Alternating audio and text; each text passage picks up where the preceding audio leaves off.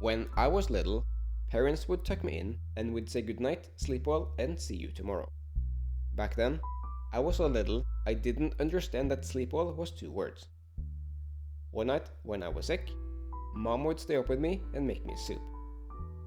She'd look at the time and she said that we couldn't say see you tomorrow anymore because it was already tomorrow. We know we live on a giant rock that we call Earth. And we know the Earth is part of a solar system along with 7 others. Sorry, Pluto. And that these planets are orbiting a star that we call the Sun. The day is defined by the area facing that sun, the night by the area facing away. If only it was so simple, this would be the end, but the universe has it that keeping track of things requires constant supervision. First things first, the sun doesn't actually rise and set. It's the Earth rotating about its axis. Either way, this phenomenon would create the illusion of days following in order and what our fundamental understanding of time is based upon. Today, for example, would be today, regardless of what the day is, and our relationship with today, or perhaps time in general. But what is a day in the first place? Since everything in the universe is moving around in one way or the other, there are at least 2 ways to answer this question. The first thing we need either way is a reference. A meridian is a line of longitude extending north and south from where you are located right now.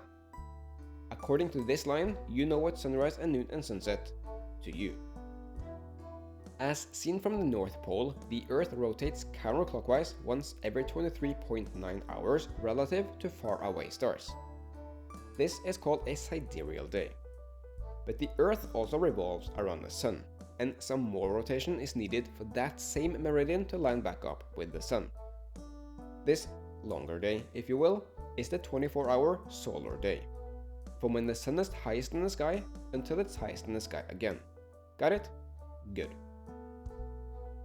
Modern clocks are only based on the average solar day because of 2 main factors.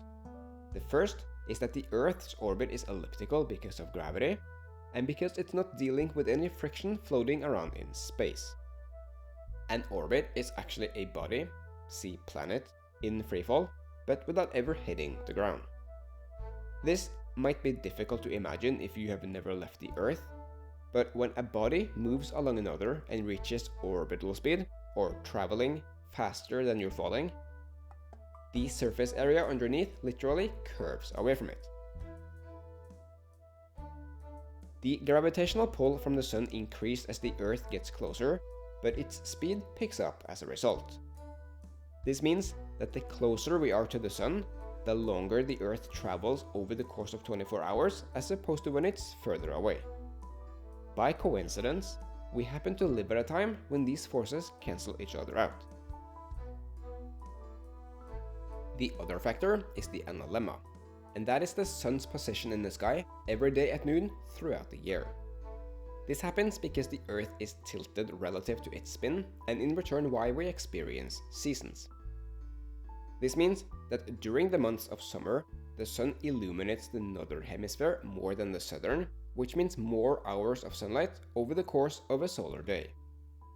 The longest one of these are known as the summer solstice on June 20th. Vice versa, during the months of winter, the North Pole is tilted away from the Sun, giving less hours of sunlight, with the winter solstice on December 22nd. Now, if the Earth had been spinning the other way around, would time go backwards? No. Reverse motion can give us the idea. But those are recorded still. Images playing back in the opposite order. This became a great phenomenon in 1896 when the Lumiere brothers released the world's first film playing in reverse. And since then, shooting in reverse has become a commonly used technique for, safety. The future might not be written, but information is being stored and allows us to make improvements or even prevent things from happening. The present is a moment passing by so quickly that, if you want to be nitpicky, we actually live in the past because the brain needs time to register things as they happen. If you want to be even more nitpicky, it takes light time to travel from an event A to your retina B. This means that everything you see is actually already a tiny bit in the past. In fact, due to this precise nature, time is often considered being the fourth dimension, because the universe as we know it is in constant motion. John Archibald Wheeler said that time is what stops everything from happening at once. We're also pretty sure we cannot make more time, but we can make the most of it. This in contrast with buying time and killing time, like you'd be doing right now. Reading a sentence takes time, and you need to remember how it began to make sense of it. Can you repeat that? If that's a no, then you're up for a treat. For example, was that a giraffe or a zebra on a picture? This may or may not make a whole lot of sense right now, but stick with me. Like we saw in an earlier episode, the memory can be trained because information is being stored or at least written temporarily in relation to brainwave frequency. And if you're within the selection of audience who have been here before, you better know all about it. It's funny, we don't remember the future. But how did this video begin? No, seriously, you can't say you didn't see this coming, it was in the title. Now, it appears to have got ourselves two loose threads. No, it's actually just one. If you're holding on to the giraffe or zebra question, you got that one right. But I need to move on with the narrative. So if you're within the selection of audience whose memory about the opening is, and get this, lost in time, you're gonna have to travel back in time and get it. Just be aware that if you do. Alright? We're approaching the end, and that brings us to relativity. There is the arrow of time, and time dilation, and time management, even whether or not time is only a property, but we'll have to save some of this for later. It was Albert Einstein who discovered that time was like a dimension that's woven into the very fabric of space itself. This four-dimensional space-time continuum has a life completely on its own. This means that time passes for everyone, but at different rates for people in different situations. In terms of relativity, this refers to how fast you're moving through space and thus slower through time, which, even if you do actually travel, is microscopic within the boundaries of the Earth. Except it is truly a matter of non-zero. The warping of space and time in relation to the density of a nearby object had to be taken into account for the GPS system to work properly. Gravity, instead of a black hole for comparison, is infinitely dense, and time would stand completely still. And you'd be dead.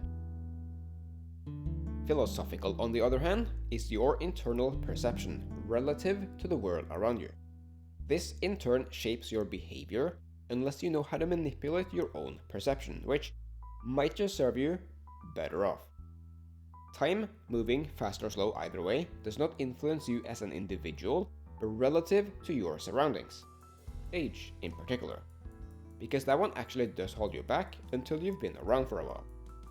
This premise tends to change or develop because experience changes interpretation. Restrictions though apply until 18 or 21 or 14. Because regardless of how mature you think you are, age just isn't applicable for negotiation. It's the law. But also, restrictions vary depending on where you are, which leaves a question on age being a number at all. Except the law can and will override your mental age. Now, we aren't done with this by a long shot, and if you actually did rewind back there, you've watched a portion of this video twice, which, for the future though, you could hit L on your keyboard to skip 10 seconds ahead, or tap twice on the right side screen if you're on mobile. Time remains one of the biggest questions that scientists have been unable to answer. And if you found this video interesting, tune back in next month and we can resume where we left off. Thanks for watching.